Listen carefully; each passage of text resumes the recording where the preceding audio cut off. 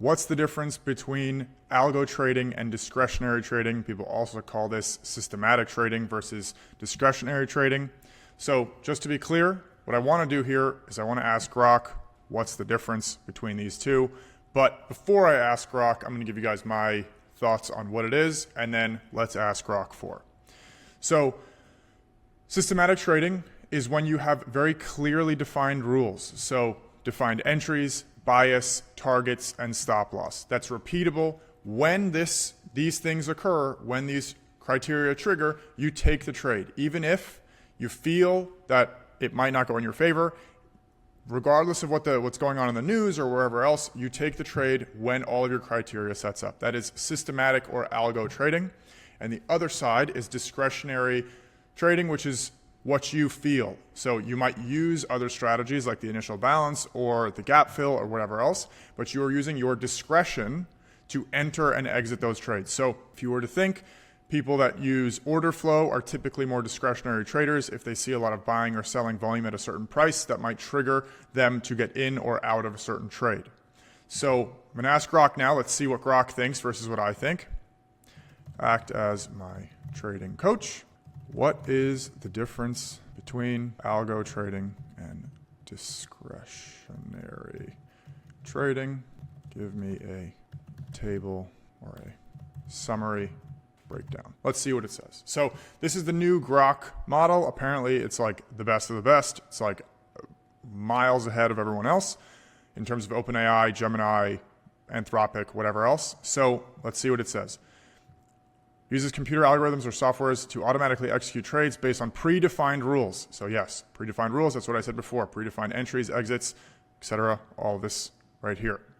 Discretionary trading relies on the trader's manual decisions and intuition. So let's talk about the pros and cons of that. Algo trading, if you know that you're an emotional person, if you find yourself that you have these big losing days that probably wipe out like a month or a week or whatever it is, a few days of winners, discretionary trading is going to be a little bit harder. So if you're a beginner, you might want to lean towards algo trading just to get a little bit more comfortable. And from there, you can slowly start to add back in your discretionary trading after you get a feel for kind of like what works and what doesn't work. So right here, you can see it relies on traders' manual decisions, intuition, real-time analysis without strict automation. Decision-making, fully automated decision-making. So this is important. People are very emotional. You don't really want to be emotional when you're trading. It can help in terms of sizing into big winning trades so you can really expand or maximize your winners. But overall, it's going to be pretty hard to stay emotionally stable when there's big price fluctuations. So human driven, you analyze the charts and news patterns, then decide to buy and sell based on judgment. Speed. This is another important piece, extremely fast. So algo trading usually should be 500 milliseconds between the signal and the execution, which is obviously fantastic. There is no hesitation. There is no deer in the headlights moment where you're going to freeze. Now, that also means that if you personally feel that you're like, I don't really want to get in this trade, if you're not super comfortable with algo trading, you might get into a trade that you're like, I would never take this trade otherwise, and you'll already be in there if you're going to start to kind of layer in your discretion on top of your algos. I don't recommend doing that. If you're going to go down the algo trading route, and you also want to trade discretionarily, you should probably have two accounts that you're going to be using. So you have your one that's like strict algos, and then your other one, which is your discretion. Because at the end of the day, we're all traders. We love to trade. And when that happens, like, you don't want to just kind of like sit here and stare at the screens. Like, you can still trade with discretion. Just, I recommend having in a different account. Slower, depends on reaction time. Better for longer term swings or positions. So yeah, obviously, humans are slower than computers. Emotion factor eliminates emotion, fear or greed. Trades stick to the logic of the algorithm. This is super important. So if you're tilting, if you're having a bad day, if you didn't sleep well, if something happened in your personal life, it's not going to impact your trading when you trade with an algo. Then over here, prone to emotional bias. Holding losers too long or FOMO buying requires strong discipline. This is definitely true. If you're a beginner, you might not have the calluses of taking a bunch of losers to be able to stick to the strategy. Consistency, highly consistent if the algorithm is well tested, performs the same way every time. This is obviously important. And by the way, I don't think that there's one better than the other. I know a lot of super successful discretionary traders. It's just about your personality. So highly consistent for sure. It's highly consistent because it literally is forced to do the same thing every single time. Can vary based on your mood or experience. That's what I said before. If you can build that muscle of taking trades as they show up, as your criteria shows up, without any emotional layer, that's great. Flexibility, less adaptable to sudden unpredictable events, of course. So if there's a big headline, the algo is not going to know that for the most part, unless you're like BlackRock or Jane Street. This, you're probably just going to take a loss on that day, which is not the end of the world. More flexible, you can pivot quickly. So like if there's a headline that you see or something happens or whatever it is, you see something in the news, this is where you can say, I want to get out. That's it. So that's actually a benefit of discretionary trading. Needs programming skills. Actually, you do not need programming skills. This is and by the way, I've never seen this before. I just did this in front of you right now.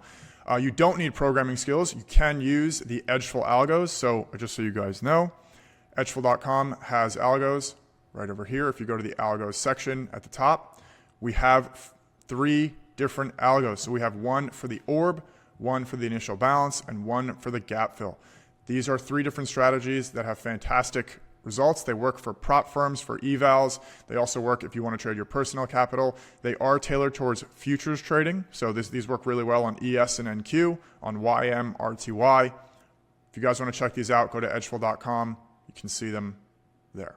So you don't, and one thing that's actually really important about that, which I didn't mention, is you need 0 coding skills. You need 0 technical skills in terms of like programming Python. You don't need to know what an API is. You don't need to know what Python is.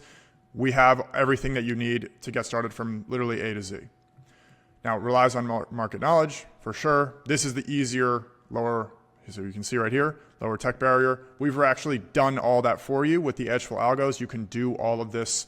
It's already done for you. There's really nothing for you to do. You can just customize them based on your trading personality, how much you want to risk per trade, how far you want your profit targets to be. And yeah, we've kind of eliminated this. So the edgeful algos will eliminate this for you. Pros: scalability, efficient for large volumes. Okay, that's not super, it's not super helpful. Allows creativity and adaptation. Great for nuanced strategies. Yeah, that's true. I mean, not much to kind of comment there. Can fail in volatile or under-modeled scenarios. That is definitely true. You definitely want to have a big enough back test period. Personally, I recommend 6 months. I don't recommend going too much further than that, because in the day trading context, we're not investing here, we're day trading. You want to have a big enough window, but also the market environment shifts pretty quickly, especially now. There's a lot of headlines, there's a lot of news going on. So I think 6 months is a really good sweet spot. It's obviously subjective. You can do whatever you want. Time intensive, error prone to humans. Yeah, obviously that's one of the bigger problems, the emotional aspect. Best for institutional traders, high frequency setups. I would definitely disagree with this. You don't have to be an institutional trader. For example, the edgeful algos will definitely get anyone, regardless of their experience. If you're a couple months into trading or 10 years into trading, the edgeful algos will help you. Individual traders who enjoy the process, yeah, for sure. And I actually recommend doing them both side by side. Have your algos and also have your discretionary trading. It's still fun to trade. Like if you're a trader, it's still fun to trade. So that's it. If you guys have any questions, please reach out to our support on Edgeful right down here.